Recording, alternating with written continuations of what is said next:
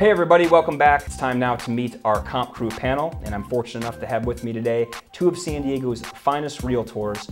And without further ado, I'd like to go ahead and introduce them. First, from Del Mar base, TriCast Realty, a company that I know a little something about, the lovely Holly Wu. Holly, you're looking great today. How are things going? I'm doing great, thanks. It's great to be here. Great, I'm glad to have you. I also have Christoforos Savitas from Premier Properties and Investments. Chris, how you doing? Good.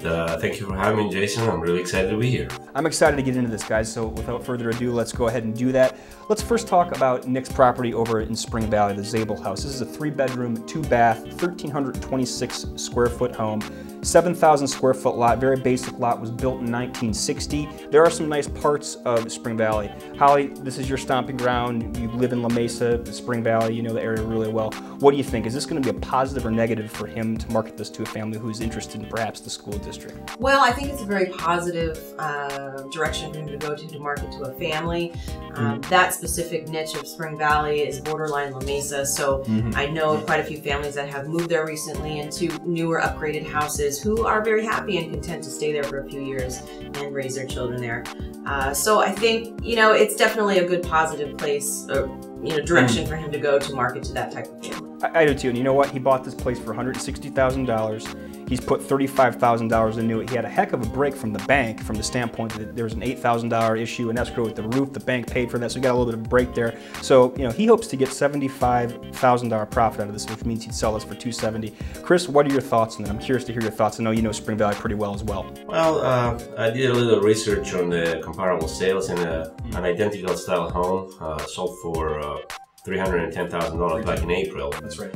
And even though the market has softened up a bit since, sure has. I think Nick's goal is very realistic, and with the extent of the remodel he did, I think he will be able to get his return on investment. Yeah, you know what? He did a heck of a job. I tend to agree with you. So the over/under on 270 profit margin, 75,000.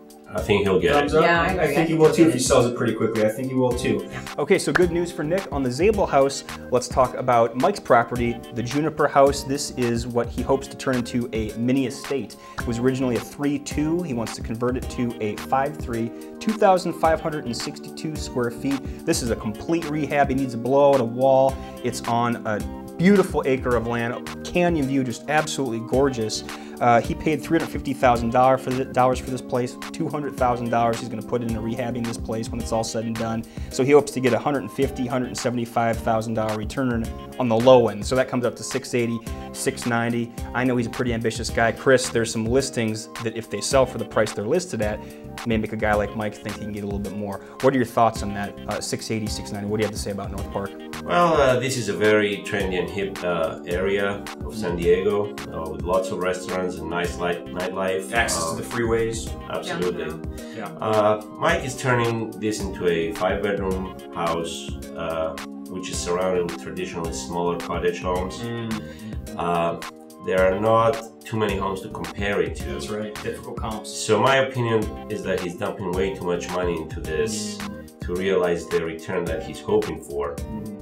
Even though there are a couple of active listings in the immediate area that they're trying to sell for $700,000, $750,000.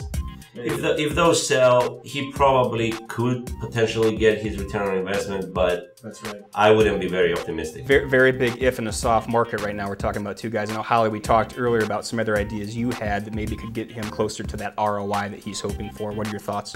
Well, the property is zoned for R2, which is, duplex. He's capable of making this into a duplex. And multiple revenue streams. Multiple revenue streams. I think there's a more creative approach to it, perhaps. Again, I agree with Chris saying, it's touch and go. I mean, there is possibly a buyer out there. It just takes one. Yeah, it just takes one. It is not. I mean, it's not Del Mar. It's not Del Mar. It's not La Jolla. Somebody looking to spend that kind of money.